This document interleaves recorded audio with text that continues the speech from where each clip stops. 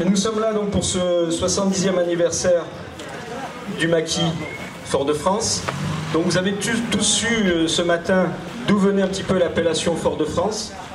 Fort-de-France donc a été donné par rapport à son chef, en tout cas emblématique, Gérard-Pierre Rose Manfred, qui était né en 1913, qui faisait partie des dissidents, c'est-à-dire des personnes qui étaient originaires de la Martinique et qui étaient révoltées contre le système collaborationniste de Vichy, qui sont venus donc en France. Gérard-Pierre Rose était Saint-Maxentais, donc c'était un sous-officier, et il était donc, il encadrait le maquis de Barème, également le maquis de Bradas et le maquis de Saint-André. Donc nous avons encore ici des vétérans. Nous avons le président Hervé qui est là, toujours bon pied bon oeil. Nous avons encore, je souhaite les nommer, il y a René Marquet qui est là, il y a Freddy, donc ce sont nos vétérans.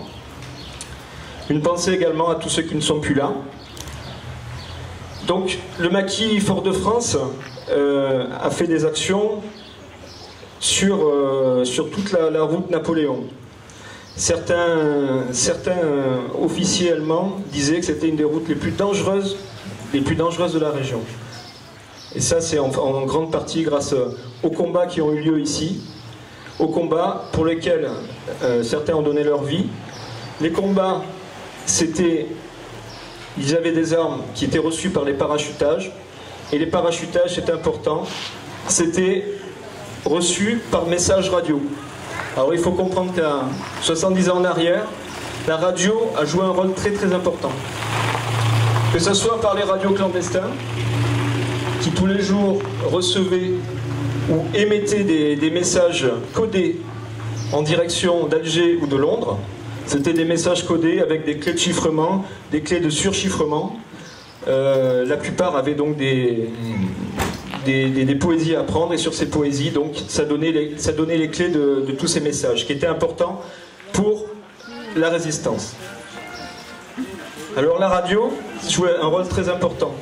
Dans les foyers, c'était Radio Londres qui émettait des messages.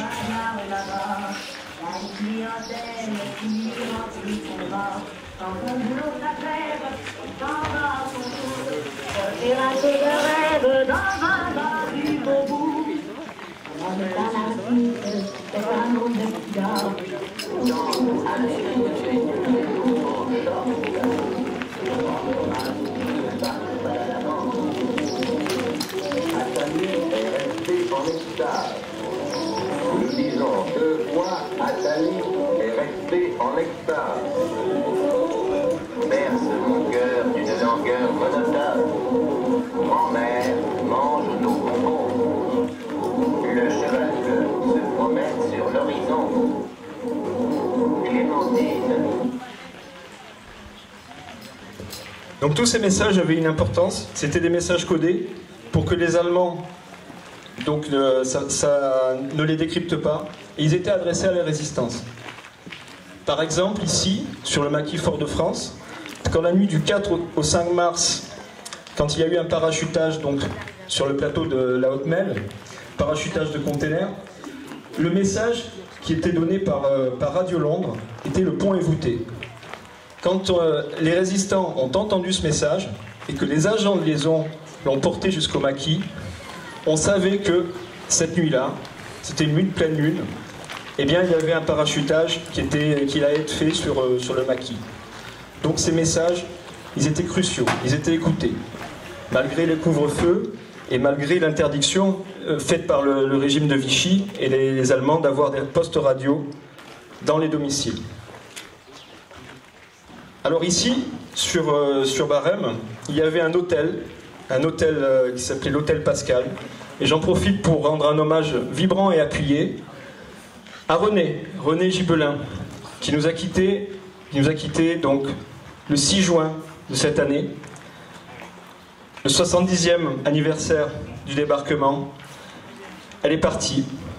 C'est une dame que j'ai côtoyée il y a quelques années déjà et qui était toujours très, très joyeuse, très joviale.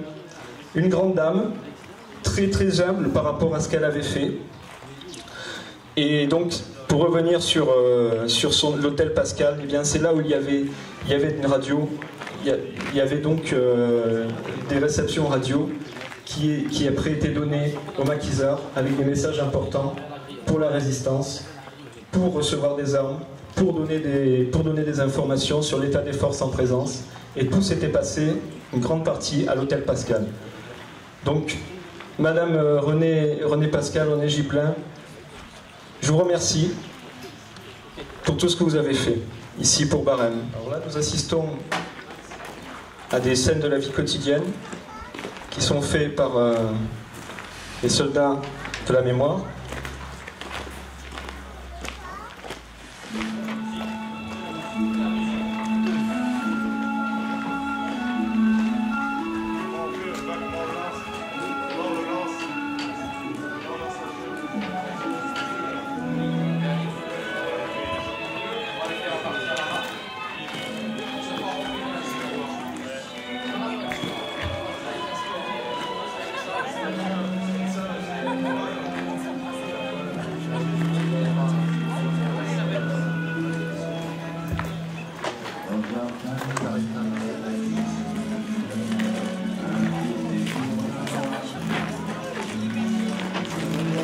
Vous allez dans la rue à gauche, là-bas. Vous allez dans la rue à gauche. Je vais te dire qu'on fait ici quand ils s'amènent dans la rue. Déjà, ils vont aller voir.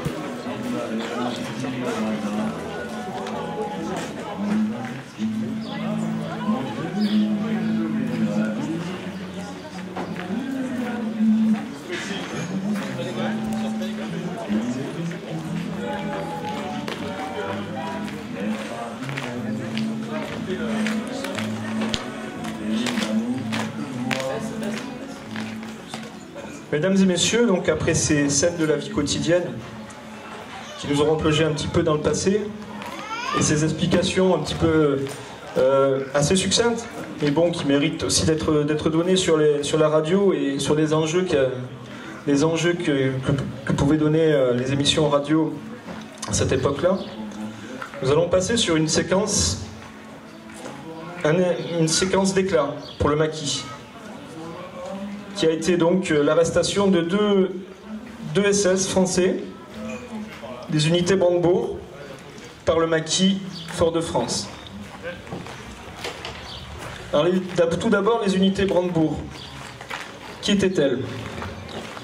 C'était des unités anti-maquis. Des unités anti-maquis qui se sont créées, on va dire, dans les années 43, mais qui ont eu un essor dans les années 44 et plus particulièrement dans l'année 44, on va dire du début de l'année 44 jusqu'au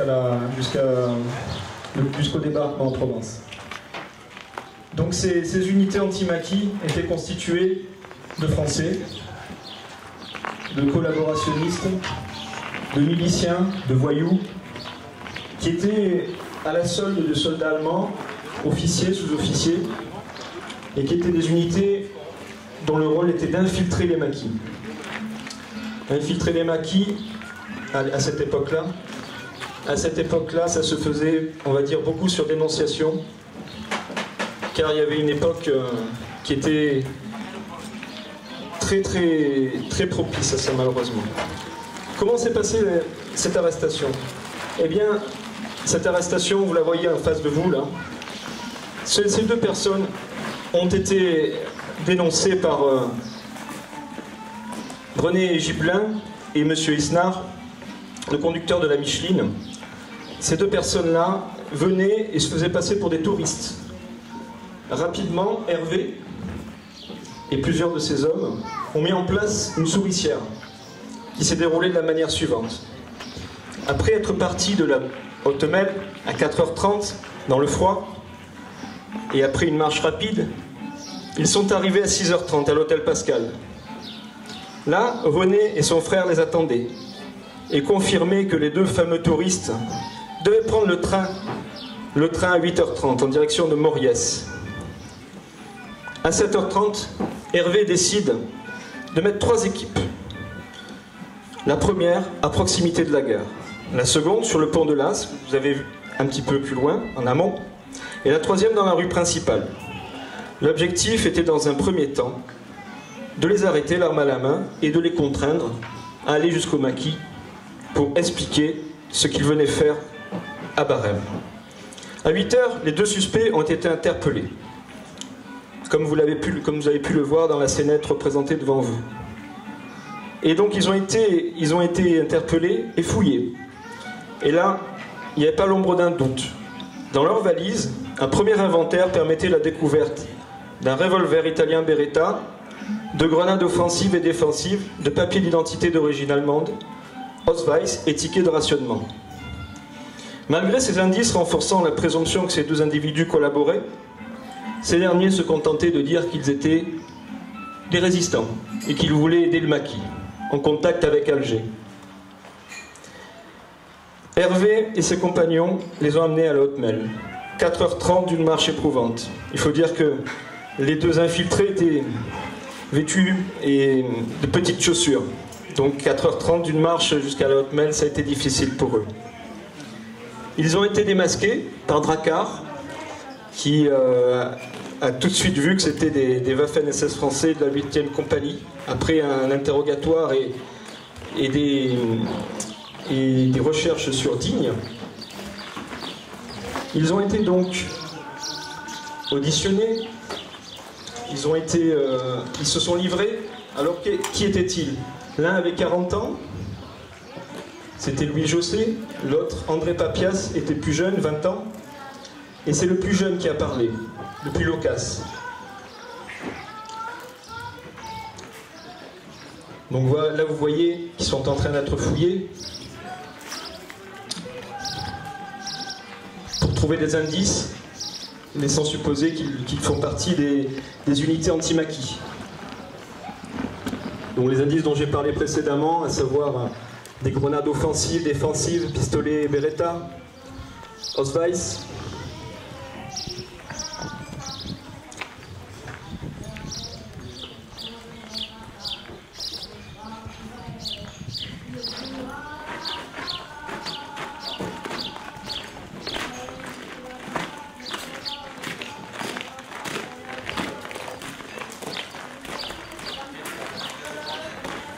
Ils sont conduits donc, après 4h30 de marche, sur la Haute-Melle.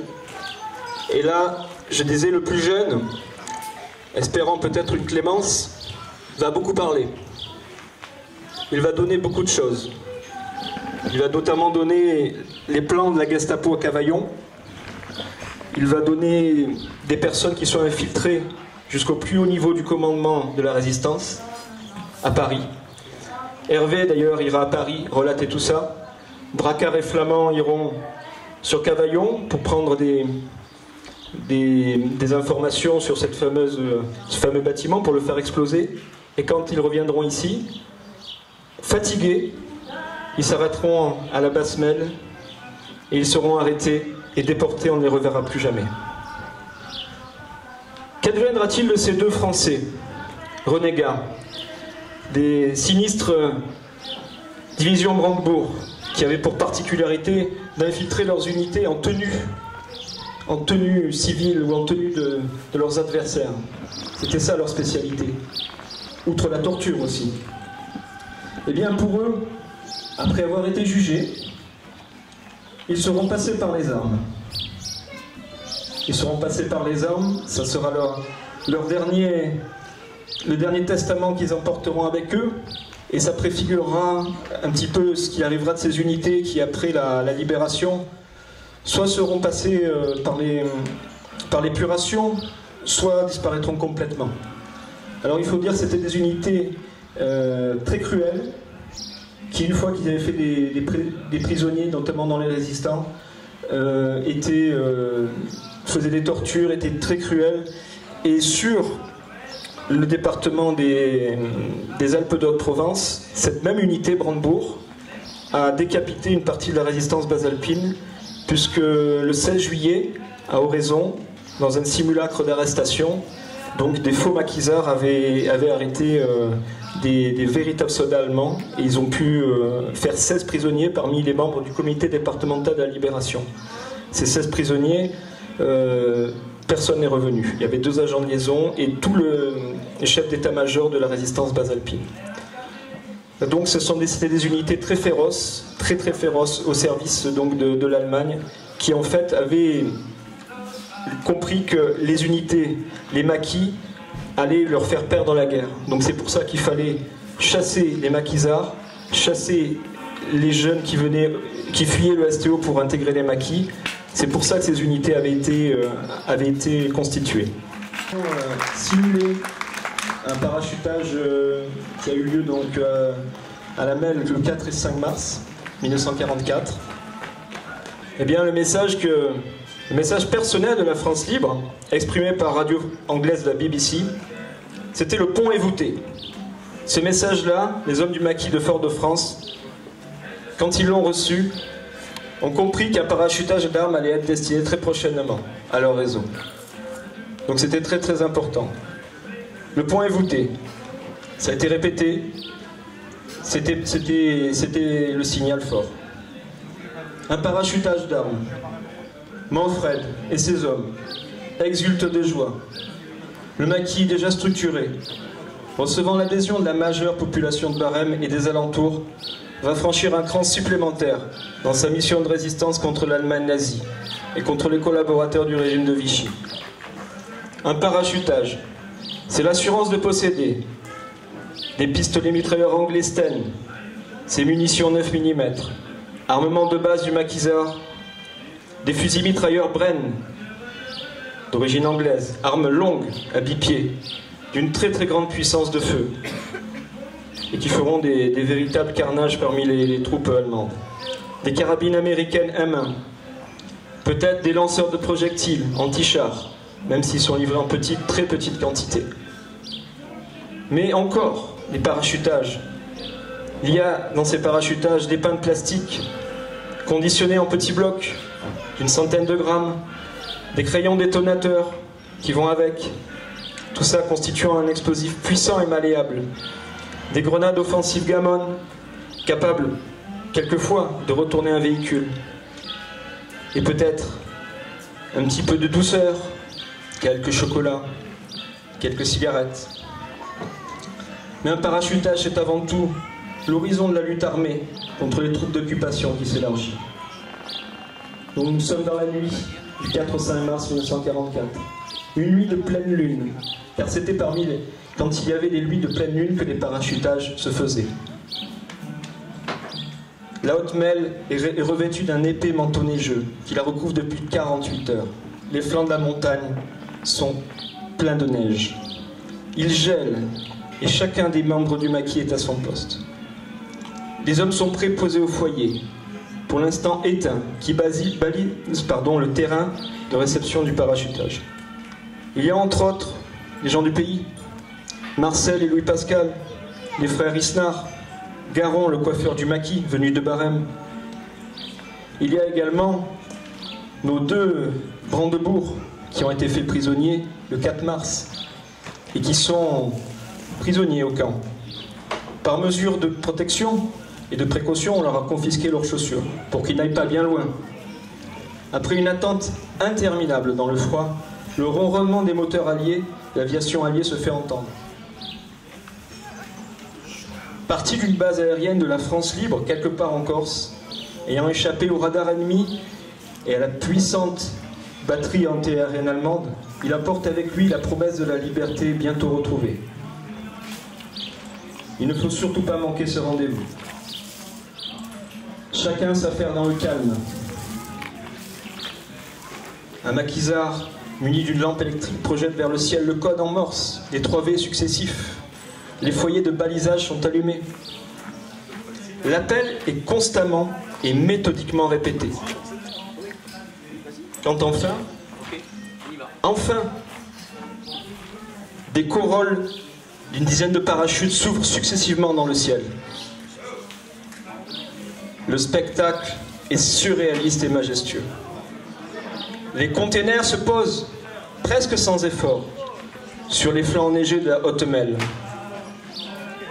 Soudain, le fracas assourdissant d'un container dont le parachute ne s'est pas ouvert vient déchirer le silence de la nuit. Le souffle de l'explosion projette de la neige dans un rayon de 100 mètres. Par miracle, aucun blessé parmi les maquisards. Simplement, Julien, alias Matelot, le cuisinier, surpris par l'explosion, a renversé sa marmite de café préparée, s'occasionnant de légères brûlures aux pieds. Plus de peur que de mal. La totalité des containers étant réceptionnés, il faudra près de 48 heures pour transporter l'intégralité de leur contenu au camp de la Haute Melle. Les déplacements dans la neige étant difficiles, des traîneaux de fortune ont été fabriqués pour faciliter la tâche.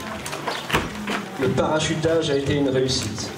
Le maquis était armé et pouvait continuer sa glorieuse aventure, qui le mènera du col des Robines au clou de Chabrières, qui ont été pour les Allemands un véritable enfer, très nombreuses pertes. Voilà, tout ça c'est grâce au parachutage de la France alliée, partie de Corse, de Sicile, et aux messages radio de la BBC.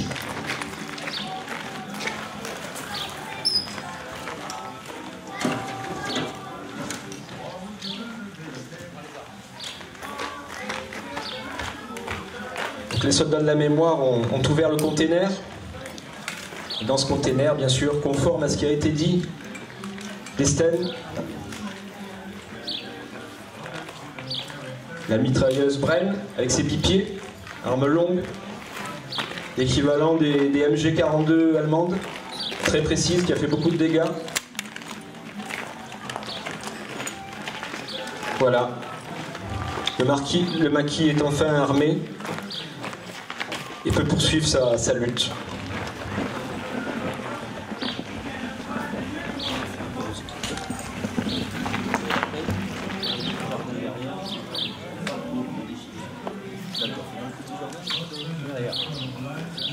Donc les soldats de la mémoire vont finir de s'équiper.